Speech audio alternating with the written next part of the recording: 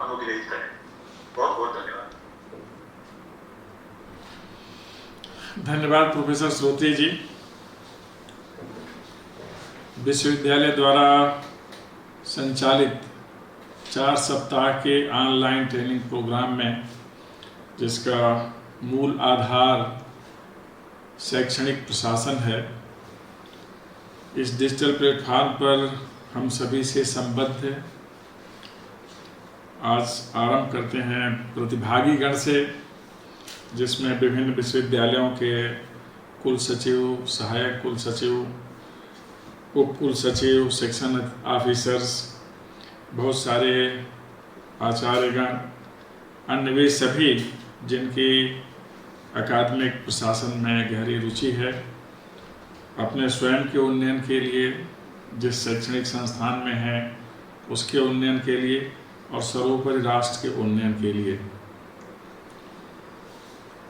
इस पूरी प्रक्रिया में जिन विद्वान लोगों ने, विशेषज्ञ लोगों ने और दक्ष प्रशासक लोगों ने अपना उद्बोधन दिया, उनमें से कुछ प्रमुख नाम Shri Kanhaiya Chaudhary ji, mister Arun Gaur ji, Shri K Govind Rajalu ji, doctor Somasi Srinivas ji, MD Lakshmanan ji, Shri Yash Ganaprakasham ji, doctor Ganesh ji Hegde अपने नैक से, doctor V Prasad ji NAAC से, डॉक्टर नीरज त्रिपाठी जी BHU से, अभी जो संचालन कर रहे थे अपने professor Alok Shrotriya ji, professor Murthy ji, professor SK Suri ji, doctor SD Tripathi, doctor Shailesh Shukla, doctor A जैना और भी अनेक महत्वपूर्ण नाम जो इसमें हैं, वे सभी जिन्होंने भी अपना वक्तव्य दिया है। प्रोग्राम कोऑर्डिनेटर हमारे कुल सचिव श्री P सिल्वनाथन जी, ज्वाइंट कोऑर्डिनेटर्स एक जो संचालन भी कर रहे हैं प्रोफेसर आलोक श्रोत्री जी, प्रोफेसर खेम सिंह डहरिया जी, CMA जैना हमारे फाइनेंस अधिकारी प्रोफेसर मूर्ति जी, doctor SD Tripathi ji, organising committee के सभी सदस्यगण Shri RP Singh Parihar, miss Pooja Tiwari, mister Arvind Gautam, mister Girjesh Kumar और विशेष रूप से विशेष सहयोग देने वाले इस डिजिटल प्लेटफॉर्म पर और भी कार्यक्रमों में मिस्टर अरविंद गौतम और मिस्टर विनोद वर्मा। इसके अतिरिक्त हमारे विश्वविद्यालय के सभी कर्मचारीगण, उन संस्थानों के भी कर्मचारीगण जहाँ के अधिकारी इस कार्यक्रम में सहभाग कर रहे हैं। मुझे इससे प्रसन्नता है कि 4 सप्ताह तक यह कार्यक्रम कुशलतापूर्वक संचालित हुआ और जिसमें प्रशासन के बहुत सारे आयाम स्पर्श किए गए। पब्लिक प्रोक्योरमेंट हो, कॉन्ट्रैक्ट मैनेजमेंट हो, रिक्रूटमेंट हो, RTI हो, टाइम मैनेजमेंट हो, सप्लाई चेन मैनेजमेंट हो, कंडक्ट रूल्स हो, सर्विस रूल्स से ले करके जो बहुत सारी रिजर्वेशन पॉलिसी, नैक एग्रीडेशन कैसे होता है, इसके अतिरिक्त भी साइबर सिक्योरिटी आज की समस्या है, विशेष रूप से आज के संदर्भों में तकनीकी का युग है। फिर अकाउंट्स कैसे तैयार करें, HEPA की फंडिंग का कैसे करें, कैसे प्रपोजल बनाएं।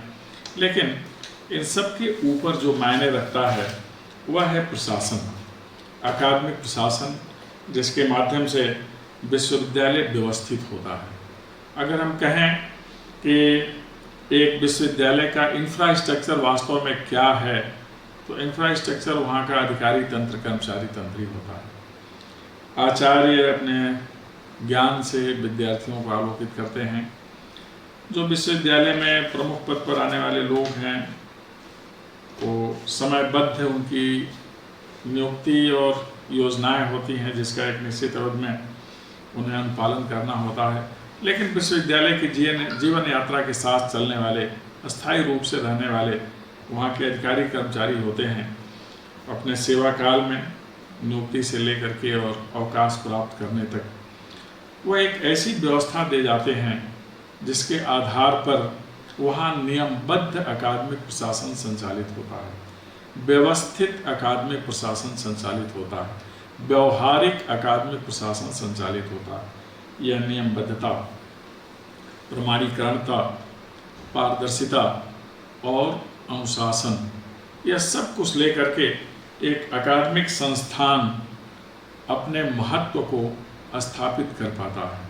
कारण कि ऐसे संस्थान से बहुत सारी अपेक्षाएं जुड़ी होती हैं।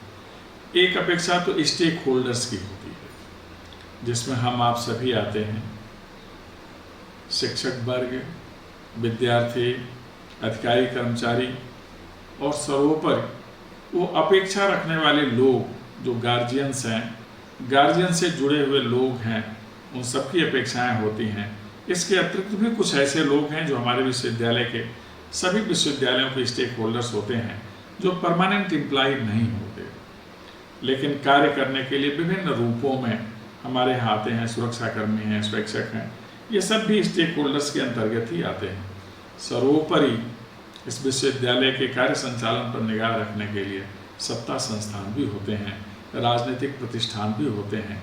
कारण कि बहुत सारी अपेक्षाओं का केंद्र होता है कोई भी विश्वविद्यालय या शैक्षणिक संस्थान।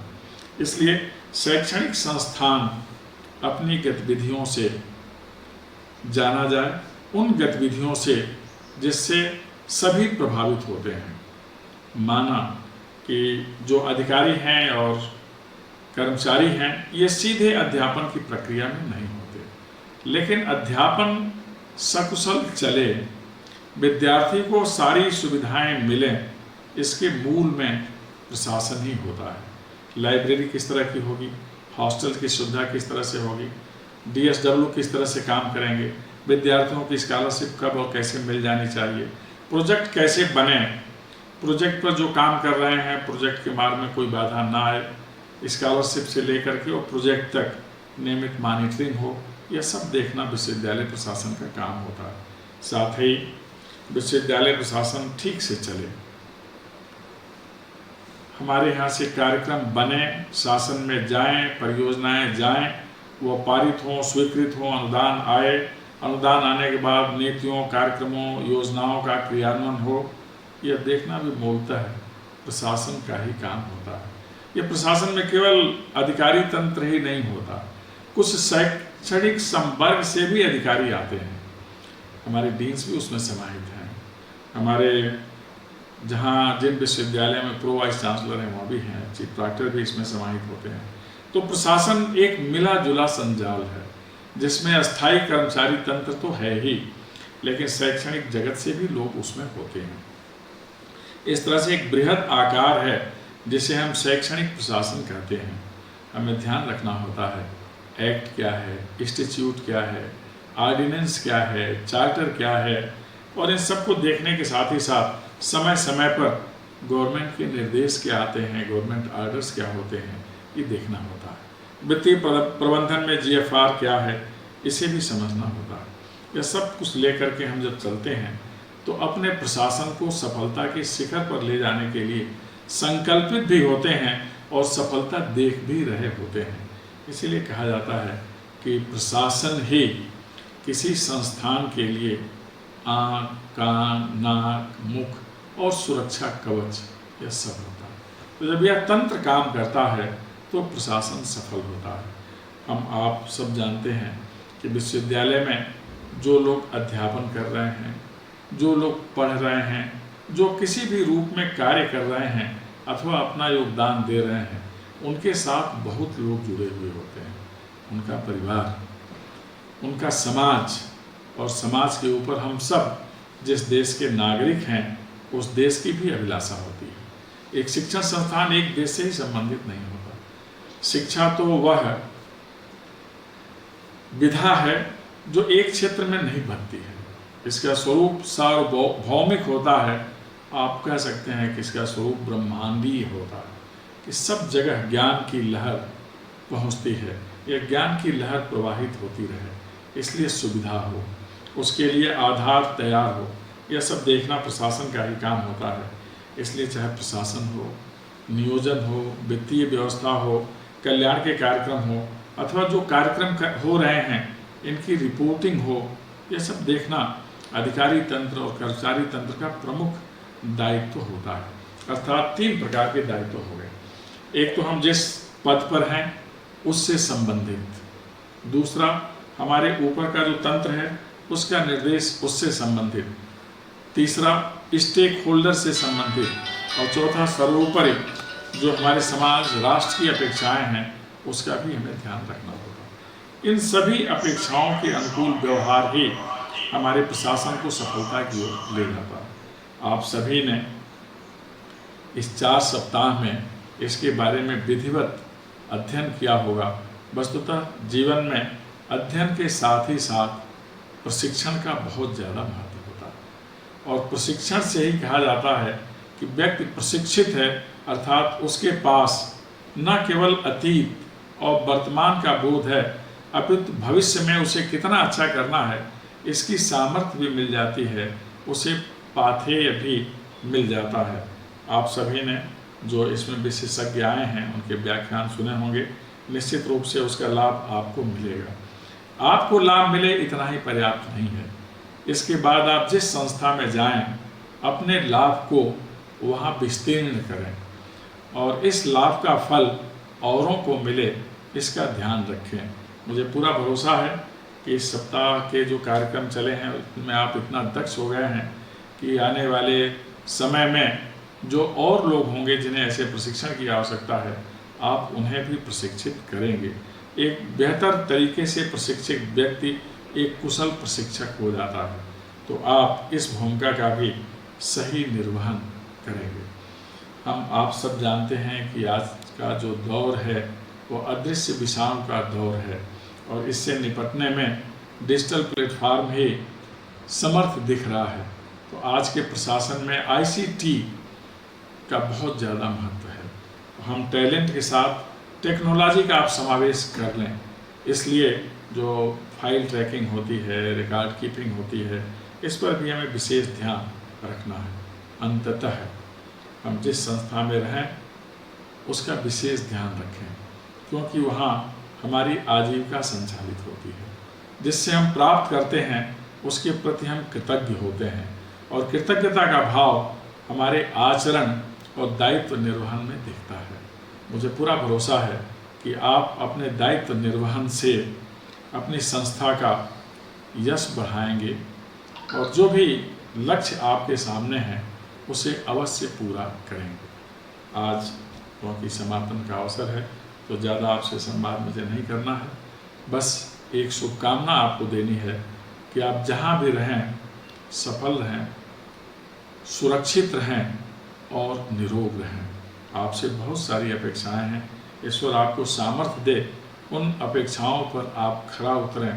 आप हमेशा प्रसन्न रहें, आप हमेशा सफल रहें।